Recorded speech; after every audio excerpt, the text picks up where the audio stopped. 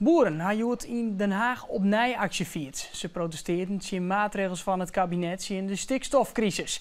De actie is een initiatief van Farmers Defence Force. Andere organisaties, als LTO Noord, hebben net aansluiten bij de actie. De aanroende nacht binnen twee grote groepen boeren vanuit Friesland naar Den Haag daarin. Ze binnen oprijden met boeren uit Flevoland. In deze groep hier ongeveer 2000 trekkers grut. Nou, doet ze hier onkamer in Den Haag. Dat wordt het even, dat is een parkeerplakje hier. Ongeveer rond 11 uur van de morgen wie ze hier op de Koekamp. Omdat ik vind dat het kabinet zulke grote fouten maakt.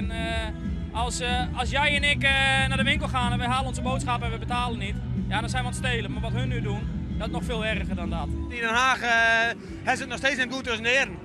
En zolang dat net het geval is, gaan we terug.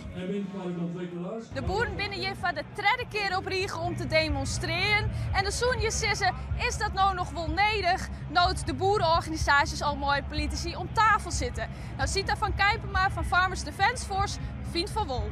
Als er dan maanden met je pas gegevens naar buiten komen, dan kun je die als volksvertegenwoordiging net negeren. En dat is dus boodschap voor jou.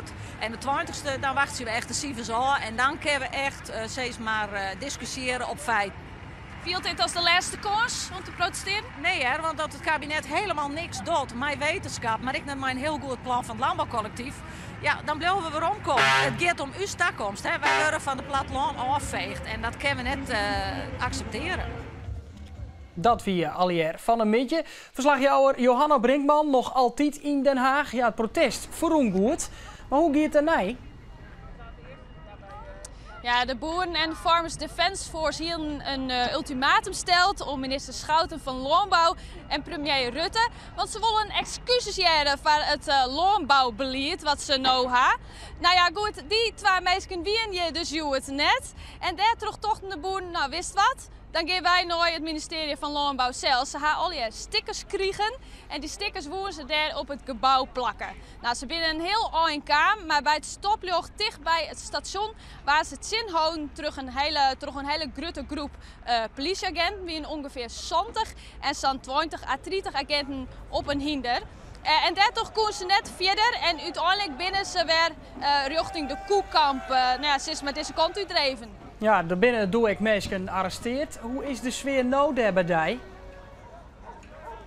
we hebben gezien dat er 3 man arresteerd binnen. Die binnen toch meerdere politieagenten in busjes afviert.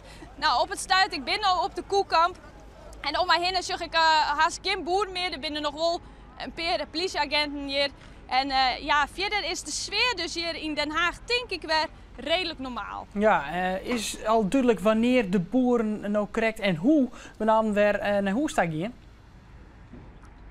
Ja, er binnen nog zo'n 2 rijen trekkers hier op de Koekamp. Maar ik ga ook even contact houden met de Friese boeren en die binnen al volle jaren weer naar Friesland te gaan. Doet de AME hier erbij kwam, dachten ze van, dan vinden wij het wel goed. Intussen binnen zij ongeveer bij Katwijk en zullen ze nu alle gedachten rond een oerostolven weer in Friesland wezen. Duidelijk verhaal. Verslagjouwer Johanna Brinkman daar in Den Haag. Tegen dank.